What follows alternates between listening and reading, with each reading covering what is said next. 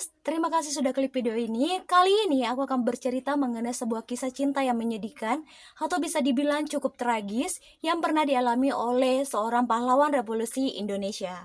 Beliau bernama Pierre Tendean. Sebelum kita larut mendengar ceritanya seperti garam di lautan, yuk kita kenalan dulu sedikit saja tentang sosok beliau.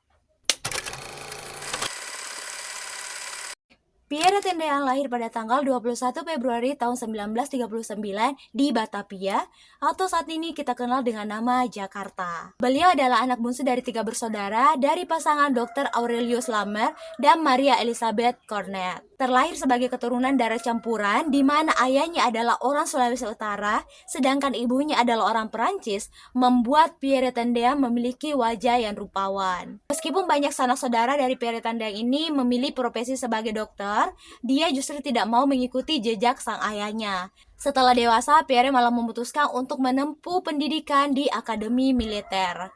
Di sanalah dia menjalani hidupnya, dan karena itu jugalah dia bisa bertemu dengan pujaan hatinya. Nah, yuk kita sekarang masuk ke cerita cintanya. Pada tahun 1963, Pierre Tendean ditugaskan ke Medan sebagai Komandan Peleton Batalion Tempur 2, Kodam 2, Bukit Barisan. Saat sedang tidak bertugas, salah seorang temannya mengajaknya untuk berkunjung ke rumah orang yang cukup terpandang di daerah tersebut yang bernama Pak Caimin. Di sanalah untuk pertama kalinya dia bertemu dengan anak Pak Caimin yang bernama Rukmini. Dari pertemuan tersebut, ternyata kedua insan ini menaruh hati satu sama lain. Pierre yang cukup terbilang cuek terhadap wanita ternyata menyukai sikap Rukmini yang lemah lembut, pemalu, dan memiliki tutur kata yang sopan. Begitupun sebaliknya, Rukmini bukan hanya mengagumi ketampanan dari Pierre, tetapi dia juga menyukai sifat humoris dan juga kepandaian dari letnan tersebut. Karena mereka sudah menyukai satu sama lain, akhirnya mereka memutuskan untuk menjadi sepasang kekasih. Tentunya hubungan mereka itu tidaklah semulus jalan tol yang disiram dengan minyak goreng. Awalnya, kedua belah pihak keluarga tidak merestui hubungan mereka karena adanya perbedaan agama. Selain itu, karena tugas negara yang diembannya, Pierre harus tinggal jauh dari sang kekasih. Dari hubungan jauh yang mereka alami, akhirnya menerbitkan surat-surat cinta yang manis. Bahkan salah seorang teman Pierre itu pernah mengatakan kalau dia melihat Pierre tersenyum saat membaca surat-surat dari Rukmini. Untungnya mereka berdua berhasil melewati semua hambatan itu sehingga pada tanggal 31 Juni 1965 Pierre menyempatkan dirinya untuk bertemu dengan keluarga Rukmini untuk melamar sang kekasih. Cie. Dari hasil lamaran tersebut, maka disepakatilah kalau pesta pernikahan mereka akan diselenggarakan pada November tahun 1965.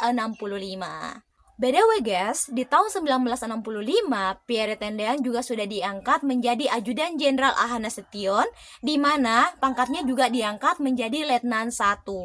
Karena hal tersebut, akhirnya sang letnan ini tidak perlu tinggal berjauhan ratusan kilometer dengan sang kekasih. Mengetahui hal tersebut, tentunya Rukmini sangat senang sekali, ditambah lagi sebentar lagi mereka akan segera menikah. Wah. Saking seriusnya Pierre Tendean untuk menikahi sang kekasih, beliau sampai rela untuk menjadi super traktor untuk meratakan tanah pembangunan Monas saat itu demi biaya pernikahan. Karena saat itu gaji beliau belum terlalu besar nih guys. Jadi ketika pagi hari dia melaksanakan tugas militer, lalu di malam hari dia menjadi supir traktor. Selain itu, dia juga mulai mencari perumahan di sekitar daerah Menteng untuk ditempatinya bersama dengan istrinya kelak. Tapi manis tidak dapat diraih, malam tidak dapat ditolak. Ketika semua rencana pernikahan telah matang, tragedi ini pun terjadi.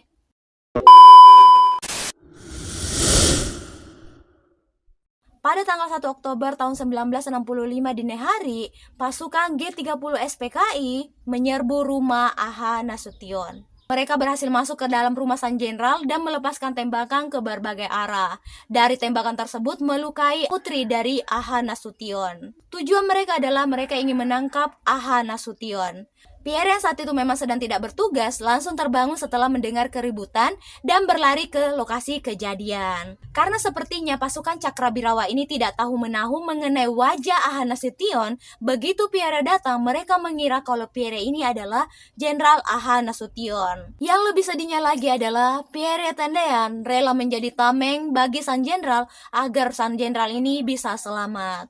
Hal itu membuatnya diculik dan dieksekusi oleh pasukan G30 SPKI tersebut. Setelah dieksekusi, jasad Pierre Tendean dibuang di sumur tua di kawasan Pondok Gede, Jakarta, atau saat itu dikenal dengan nama Lubang Buaya. Penemuan jasad sang letnan bukan hanya menjadi pukulan telak bagi keluarganya, tetapi juga bagi calon istrinya yaitu Rukmini.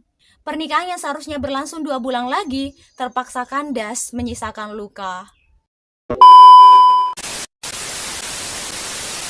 Pada tahun 1967, tepatnya di Hari Kesaktian Pancasila, Rukmini datang berkunjung ke makam Pierre Tendean.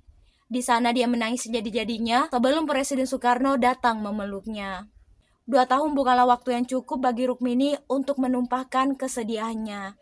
Bahkan katanya, dia memerlukan waktu 5 tahun lamanya sebelum bangkit kembali dan memilih untuk menikah dengan pria lain. Oke guys, itulah akhir yang menyedihkan dari kisah cinta Letnan Pierre Tendean bersama dengan kekasihnya Rukmini. Tentunya hal tersebut menjadi luka yang sangat mendalam bagi Rukmini, dan tentunya juga banyak Rukmini-Rukmini di luar sana yang pernah merasakan hal serupa seperti yang dialami oleh Rukmini ini. Kalau kalian punya cerita cinta juga yang mau dibacakan, silahkan kirim cerita kalian ke email yang sudah aku simpan di description box. Sampai jumpa di cerita selanjutnya.